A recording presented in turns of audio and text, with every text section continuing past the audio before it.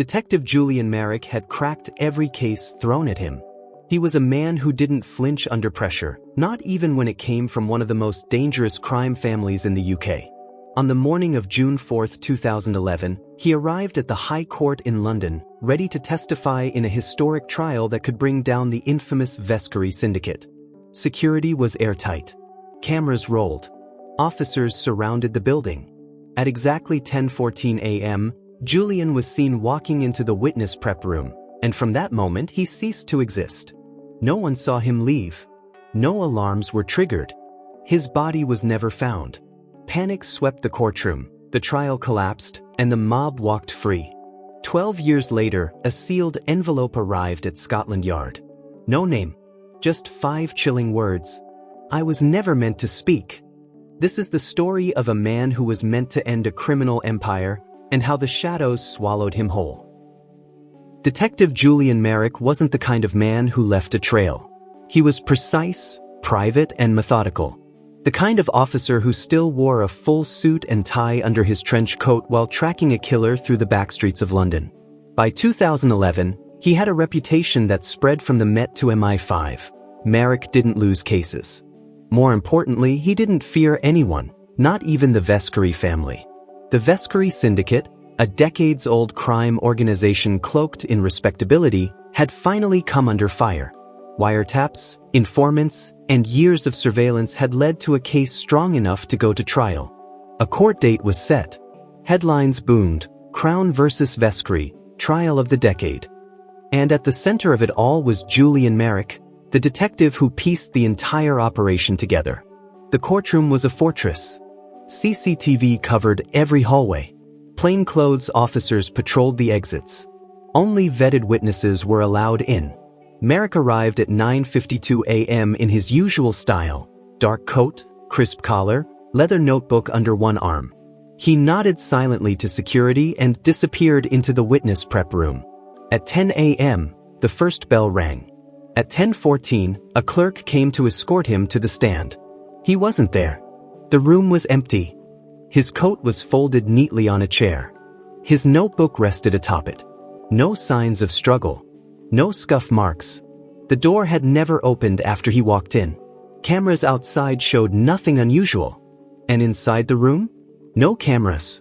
It was the one place intentionally left unmonitored to protect witness privacy. The judge ordered an immediate lockdown. The gallery was cleared. The trial halted. Every inch of the courtroom and building was searched: attic spaces, janitor closets, ductwork, elevators, fire exits. Nothing. Not even a trace. It was as if Merrick had dissolved into the walls. Reporters went mad. The ghost detective, they called him. Conspiracy theories flooded social media.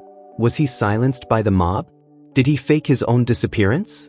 Or had British intelligence quietly taken him off the board? But inside the force, panic bloomed. DI Lana Finch, Merrick's closest colleague and longtime friend, wasn't convinced he was dead. "He's too smart for that," she told internal investigators. If Julian vanished, he wanted to.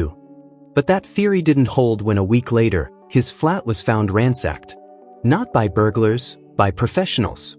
His files, photos, laptop, and backup drives were gone. Even personal photos were taken. No fingerprints. No footprints. Just silence. The Vescary case crumbled. Without Merrick's testimony, key evidence was inadmissible. Witnesses backed out. Charges were dropped. One by one, the syndicate's leaders were released. The message was clear: speak against us, and you vanish. Years passed. Merrick's face became a ghost on cold case posters. His name faded into whispered rumors around police stations. But not for Finch. Every year on June 4th, she'd sit alone in the same pub they used to frequent, waiting, watching the door. And every year, she left alone. Until 2023, a small, unmarked envelope arrived at Finch's office. Inside was a photo. A man walking down a quiet street in Vienna.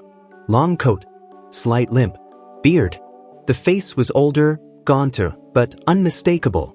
It was Julian. On the back of the photo, just 5 words were handwritten in ink. "I was never meant to speak." Finch booked a flight the next morning. Detective Inspector Lana Finch landed in Vienna under a fog of nerves and resolve. The photo had been delivered anonymously, its handwriting unfamiliar, the ink slightly smudged, as though written in a rush or with trembling hands. But it wasn't the writing that haunted her. It was the eyes in the photograph. Julian Merrick's eyes. Worn, sunken, changed, but unmistakably his. The address on the back of the envelope led to a quiet district near the Donecanal. Finch checked into a small pension and waited until dusk.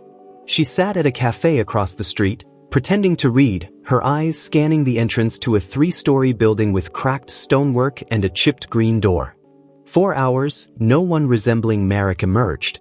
At 9:43 p.m., a man stepped out, coat collar raised, walking with a slight limp. He turned the corner and disappeared into a narrow alleyway. Finch followed. She moved quietly, her footsteps muffled by years of practice. She turned the corner and found herself in a long, empty passage lit by a single flickering bulb. At the end, the man stood with his back to her. "Julian," she called, voice wavering. He didn't move at first. Then, slowly he turned around.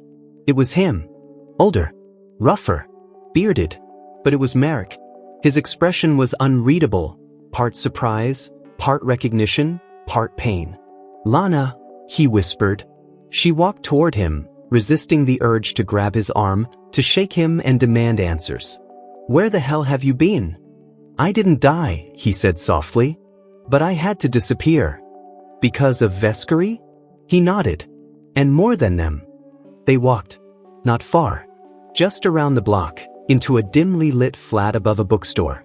Merrick moved slowly as if every step took thought. The flat was sparse, just a bed, desk, and bookshelf filled with worn paperbacks. On the wall was a single photo, Lana, Julian, and their old partner Harris at Scotland Yard, grinning after a solved case. "He made tea." "They knew," he said finally, hands trembling around the cup. "The morning of the trial. Someone inside the court leaked the witness list. I was supposed to walk into that prep room and be escorted to my death." "Why didn't you tell anyone?" "There was no one to tell.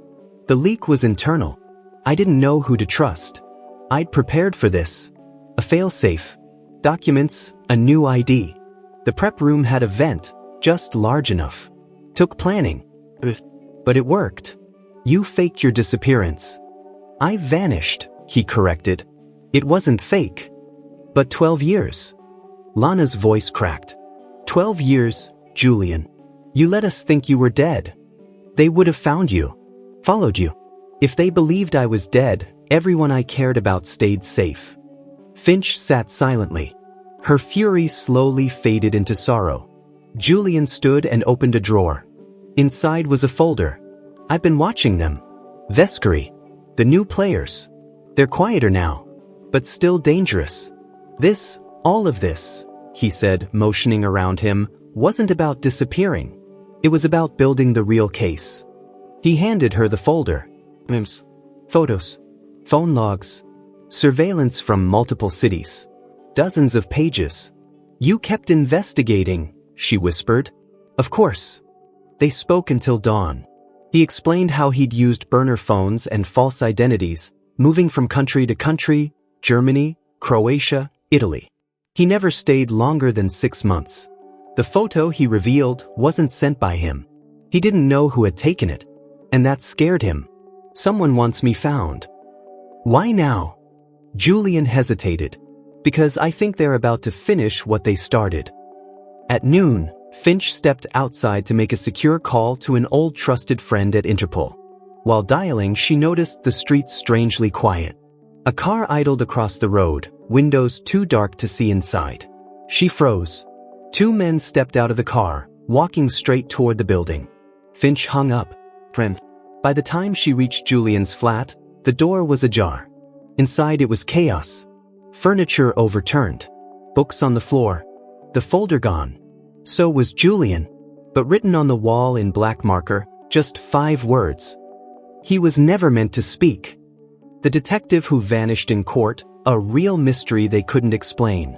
Lana Finch stood frozen in Julian Merrick's ransacked flat, her breath catching in her throat. The marker writing on the wall felt like a death sentence. He was never meant to speak. It echoed the same chilling message from the photo envelope that started it all. Except this time, it wasn't a warning, it was a statement of fact. She bolted down the stairs, but the car that had idled across the street was gone. Vienna's quiet hum returned as if nothing had happened. She called in a trace, but the CCTV in the area had been looped, an old spy trick. Whoever had taken Julian had come prepared. At her hotel, Lana didn't sleep. She opened the last photo Julian had kept of the three of them, her, Julian, and Harris. As she stared at the photo, her mind finally registered what had been bothering her since last night. Harris. He'd been the third detective on the Vescuri case. After Julian vanished, Harris had climbed quickly through the ranks, eventually leaving London for a quiet security role in Monaco. He'd never questioned Julian's disappearance.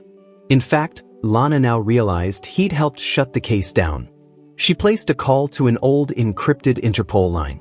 20 minutes later, she had Harris's current address. He lived in a secured villa outside Nice. Finch didn't wait for backup. 2 flights and a rented car later, she arrived under the veil of midnight. The property was surrounded by thick hedges and private surveillance. But Lana didn't knock. She climbed the stone wall, bypassed a motion light, and broke in through a kitchen window like she had dozens of times on the job. Inside, everything was pristine. Too pristine. It was a retiree's house with no dust, no clutter, no warmth. She found Harris in the study. He didn't even flinch when she entered. He sat in a leather chair, swirling a glass of dark liquor, like he'd been waiting for her. "You're still persistent," he said, sighing. "Even after all this time. Where is he?" "I warned him not to dig," Harris replied. "We both did. But Julian never learned how to let go. You were Vescuri's inside man. I was the only one who saw the big picture," he said, voice calm, almost regretful. "It wasn't about crime. It was about stability. You take down the Vescuri family and 10 others rise in its place. Politicians wanted control. So we gave them manageable chaos." Lana stepped forward. "You sold out your badge." "I bought peace," he snapped. "And Julian was going to wreck all of it. He knew things he wasn't supposed to know." "You helped disappear him." "No. I warned him. He chose to vanish. He thought hiding would make him safe. It didn't." Lana pulled her gun. "Tell me where he is." Harris didn't flinch. Instead, he pointed to the fireplace. A brown envelope sat atop the mantel. Lana grabbed it and opened it. Inside were coordinates. A location in the Black Forest, Germany. "He's alive," Harris said. "But not for long." Before she could respond, he pressed something under the chair, an alert. "Go," he said. "You've got less than 10 minutes before they come for both of us." She didn't thank him. She just ran. 3 days later, in a remote cabin buried in the thick forest, Lana found Julian Merrick again. He was bruised, bleeding, tied to a chair. But alive. She untied him, helped him to his feet. "We're not done," she whispered. "They made you disappear once. We're going to make them visible." Over the next week, they transferred every piece of evidence Julian had collected onto an encrypted drive. Finch uploaded the files to 10 major outlets, including Interpol, The Guardian, and 2 international watchdog agencies. Photos, wire transfers, voice recordings, memes. It couldn't be stopped. And then they vanished again, together this time. New names, new countries, not hiding but moving, waiting. A month later, headlines swept the world. Inside the Shadow Empire, detectives' files reveal global crime politics link. Vescuri ties to UK law enforcement confirmed. An internal investigation led to multiple resignations, including Harris, whose death was ruled a suicide. But Lana knew better. The final twist? A year later, a small bookstore opened in a quiet corner of Prague. No sign. No cameras. But behind the counter sat a man with a slight limp and tired eyes, selling stories no one believed, except one woman who came in every Thursday with fresh tea and news. They didn't need names anymore. But they had finally spoken. And the world had listened.